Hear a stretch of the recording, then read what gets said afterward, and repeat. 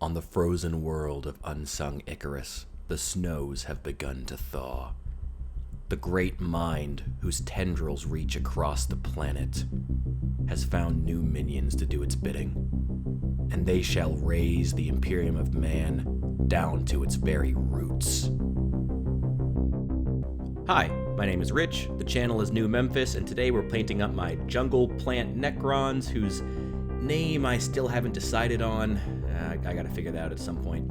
Anyway, to start off with, I'm just taking some Elmer's glue I got at the grocery store, using a paper clip bent around to try to make a thin layer across the bases and around the fronts as much as I can, and then rolling them around in some old coffee grounds. These are extremely coarsely ground because I used them for cold brew a few months back.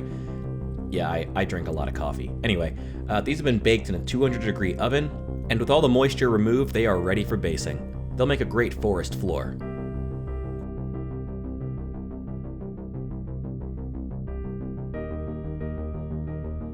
I removed any ground stuck to the bodies of these scarabs and then moved on to doing the same thing with the rest of the army.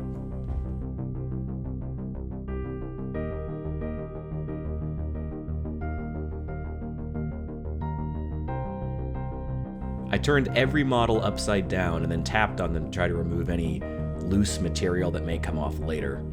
Then gave them all a layer of matte medium to make sure that everything was locked in place.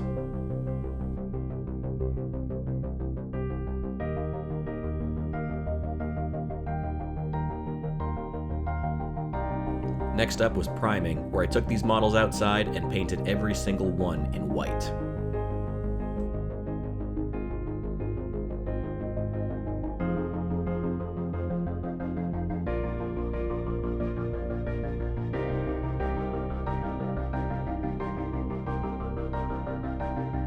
Now, this may already look like a lot, but in truth, I had over 90 models that I had to do here, so yeah, it took a while.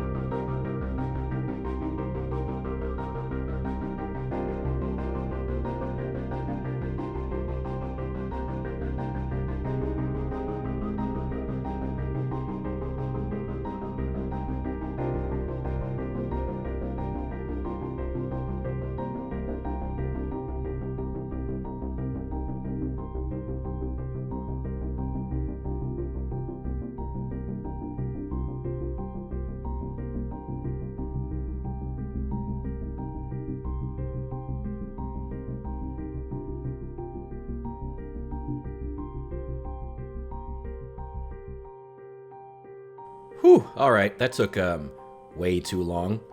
I gave these Necrons a blast of green spray paint that I bought at the hardware store, but unfortunately didn't catch it on camera. It was kind of a last-minute decision. Next, I took water, matte medium, and Vallejo dark German green. Sorry, extra dark German green, gotta make sure I get that right, and mixed together a sort of wash, glaze, something in there. I'm basically going to use this to try to add some texture to the actual Necrons themselves, so they're not this barren green color. I started out by just slathering it all over the model, and then eventually came back and sort of dabbed away the excess that was sitting on the really big flat surfaces.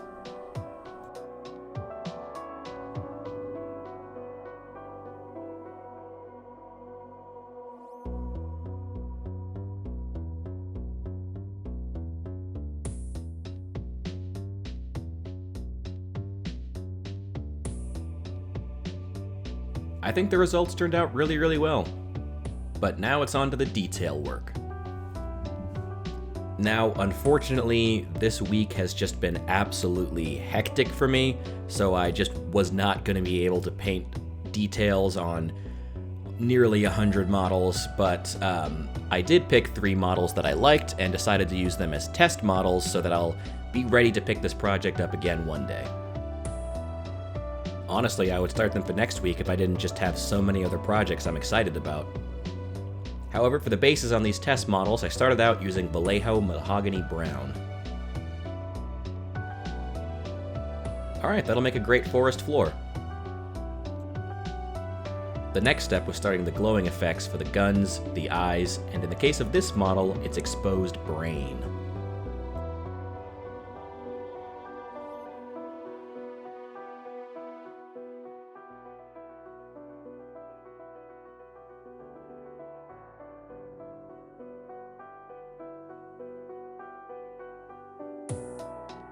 Once the base coat of white was dry, I added Carroburg Crimson to the Necron Warrior,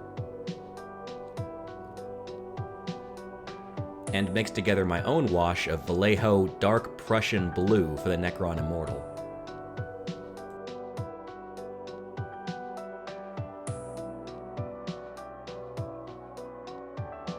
I also added a heavy black wash to the bases and randed up the legs of the models, then gave them a dry brush with yellow from the top to create a really nice gradient.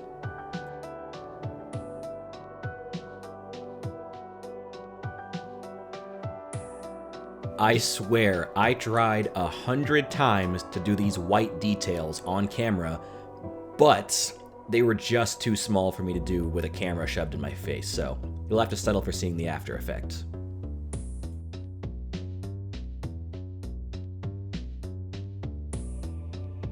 I picked out Vallejo's blue, green, and purple to use on the shells of my scarab.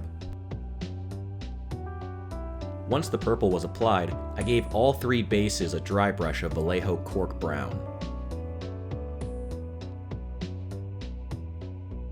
Then dry brush the beetles themselves with the same color. It's okay if they look dirty.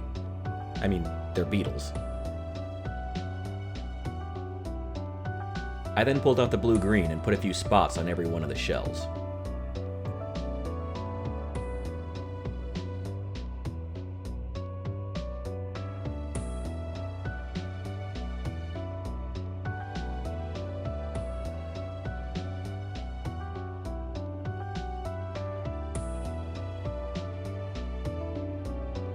After applying a dark wash to the shells, I disrupted them about halfway through the drying process so there would be random dark patches. I'm hoping this will make it look a little more realistic. Now, normally I just seal in the miniatures with a protective layer of medium, which is just about the cheapest way that you can do that and still provides a pretty good finish. However, for these, I went even cheaper and just use a rattle can protective top coat, and then put a layer of gloss varnish just on the shells of the beetles. And that was that. I'll come back and paint the other 90-some models at some point, but for right now, I'm really excited to start on my Gene Stealer cult army, and that one needs a lot of work, so I think I'm going to do that next week, and then the week after, I'm not sure. Maybe I'll come back to my Necrons, maybe I'll move on to something else. We're going to see how it turns out. But either way, I hope you guys will come back and watch again, and just have a great day.